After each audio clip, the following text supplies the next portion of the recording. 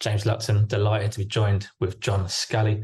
Today's episode, we're going to talk about Roy Jones Jr., somebody you know very well. You posted recently on social media a photo of Roy, April 1987. Let's start there. First time you ever saw Roy.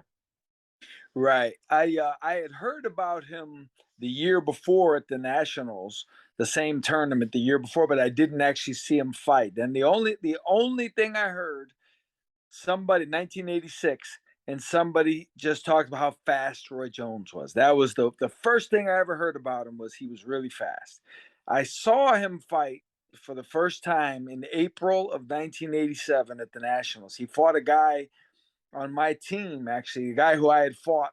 I fought him as an amateur before that, and I actually fought him as a pro later. He was a good fighter, and I remember Roy beating him and looking so amazing that I called my father right after, and I said, "Dad," I said, "I don't know who this kid is from Florida, but he's going to the Olympics next year. He's unbelievable." And I was just so impressed, and that the next day when he was getting ready for his fight, that's the picture you saw. I went over and I took a picture of him. I said, "Hey man, just pose for me." I took the picture because I knew one day I was going to show that picture to people and say I was there, before anybody knew who he was. And he was just that impressive. He caught my eye instantly. Has anybody ever caught your eye like Roy? No. And listen, I no disrespect at all, but in the years since, when guys turn pro and they talk about how great they are, now you're talking about Ricardo Williams, Miguel Cotto, Oscar De La Hoya, Amir Khan, Jeff Lacey, Jermaine Taylor. All these guys turn pro, with big fanfare. Like, oh, this guy's the next star.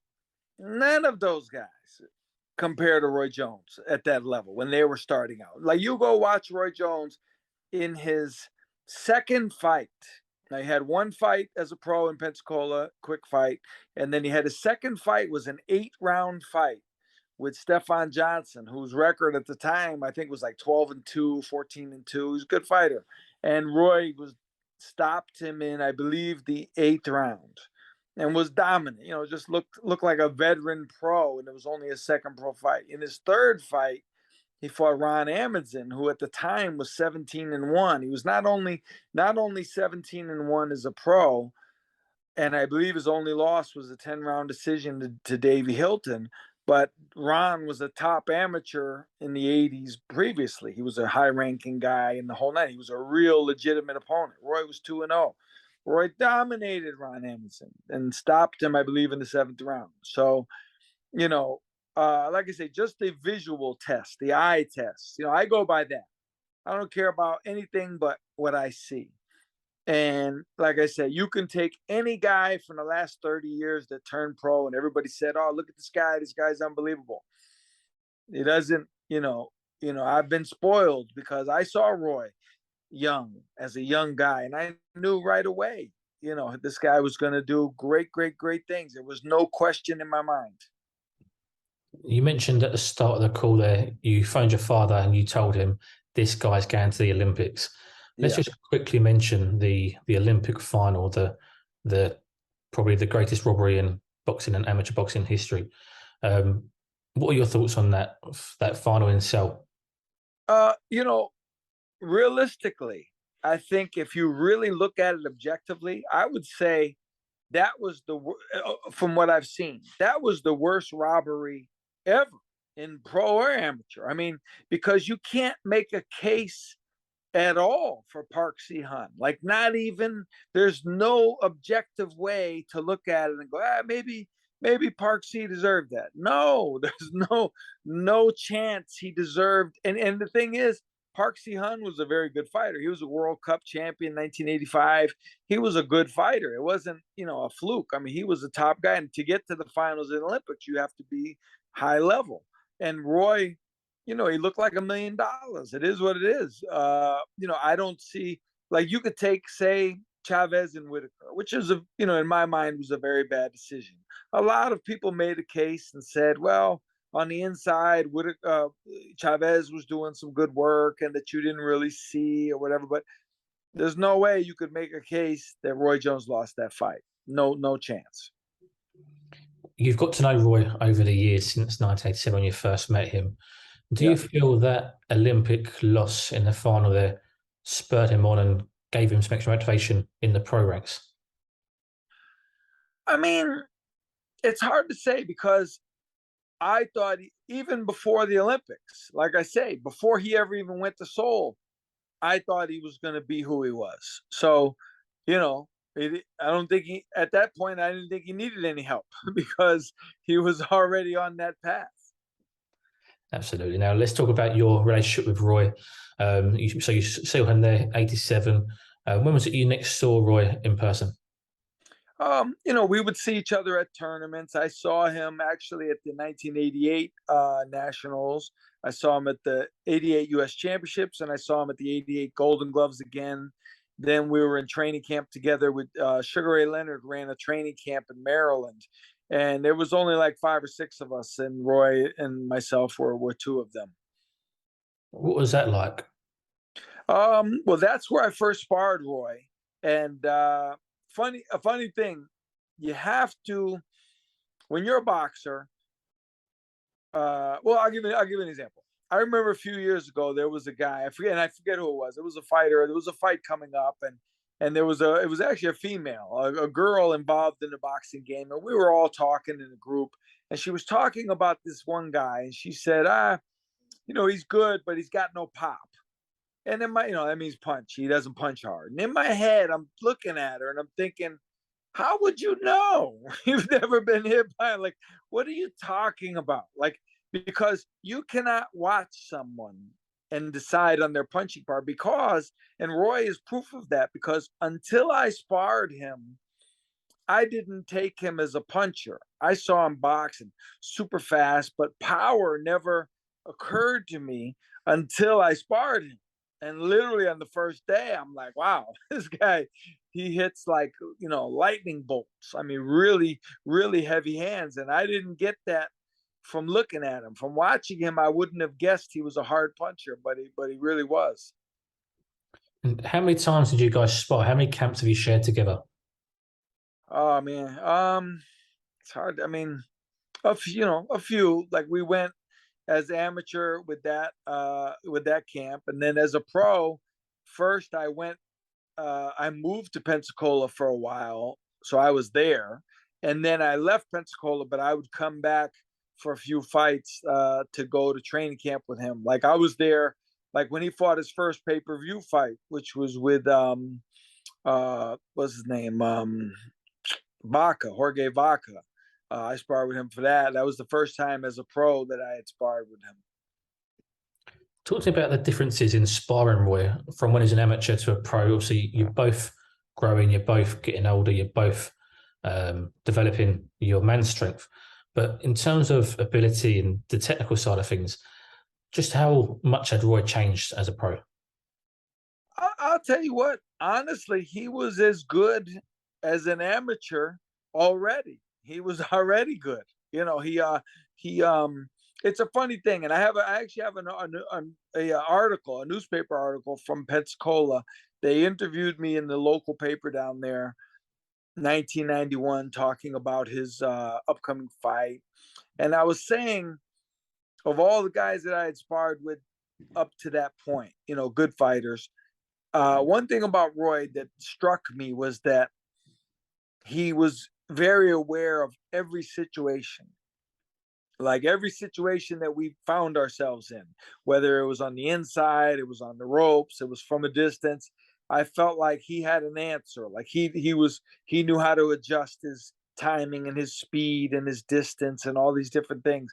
Which is a skill. It's something special that not everybody is able to do as smoothly as he was able to do.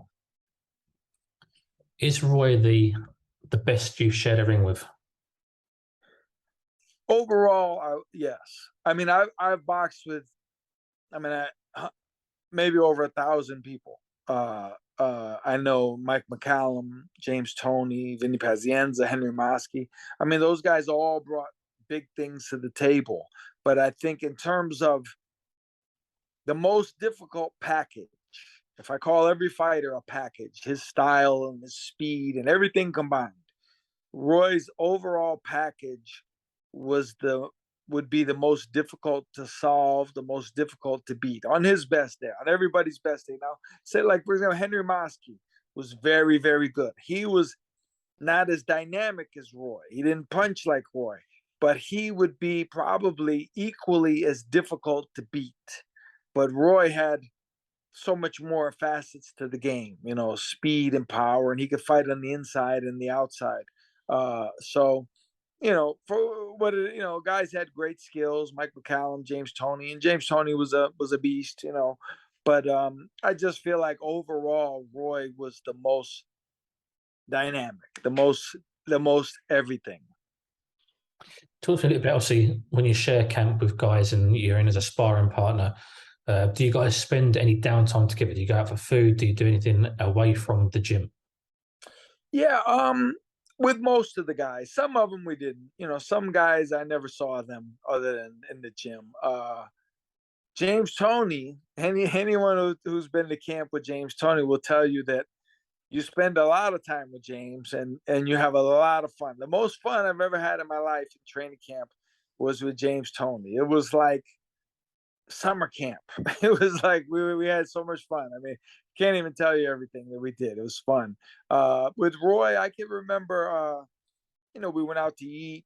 I remember going to the dog track. My first time actually ever at a dog track was with Roy, and we went. Me, him, and another guy, and we went. And he was betting on the dogs, and he was telling me about the dogs and how they groom them and they race them and all that type of stuff. And I remember we went to a fight in Alabama. We drove from Pensacola to Alabama and hung out like that. So yeah, a few times we would do things together.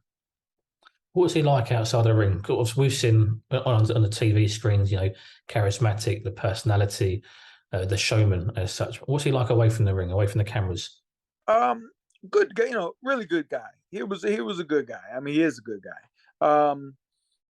What I remember, one thing I always remember about Roy, I remember I was telling him, for some reason it came up, a kid that I had been training back home, a really young kid.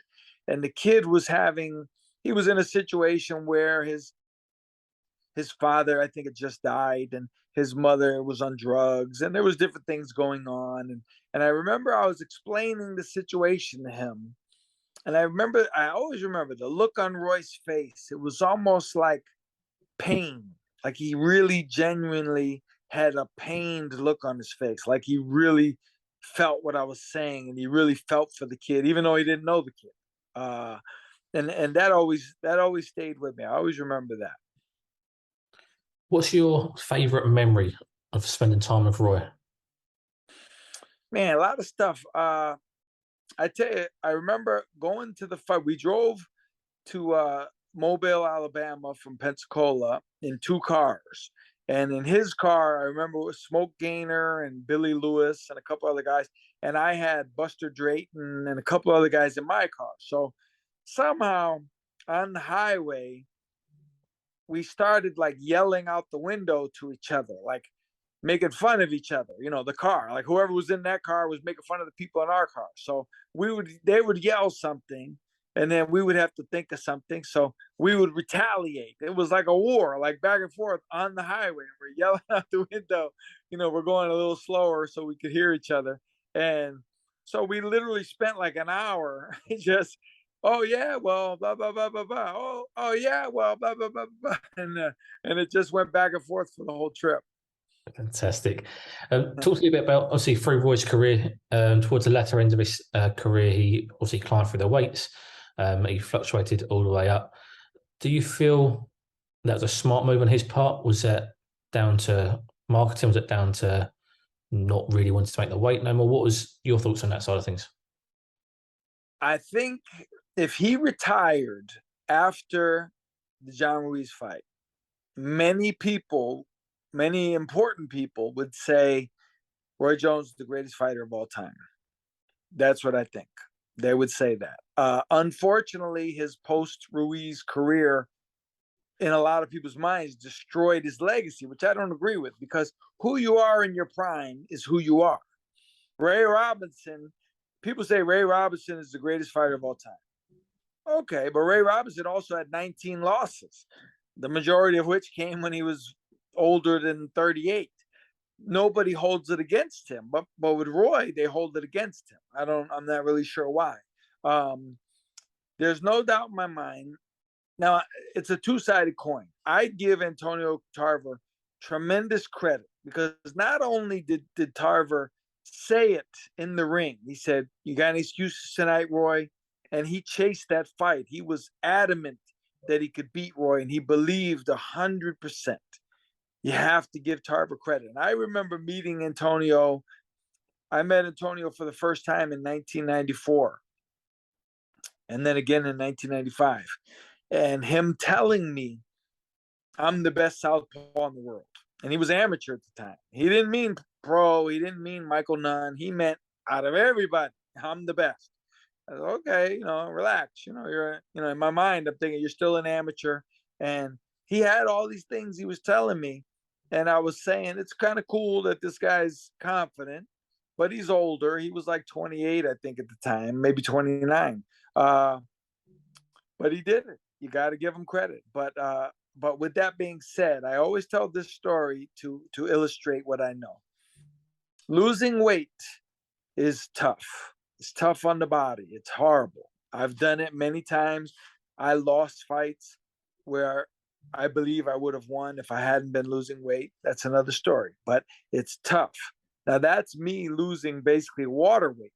Roy Jones lost muscle. And I know this because I have a very good memory for things, and I write a lot of stuff down. I was at his house. He has a gym at his house. I was at his house, his gym, July 29th, 2003. So that's basically the beginning of August.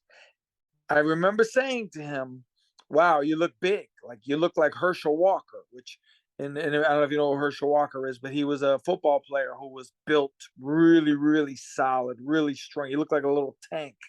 And I remember saying to Roy, wow, you look like Herschel Walker, like meaning that his shoulders and his neck was really, really heavily muscled. So that's the beginning of August. At that time, I had no idea he was going back down to light heavyweight to fight Tarver. That was not on the table yet. Maybe he knew about it, but I didn't know about it. He never said anything to me. There wasn't public knowledge.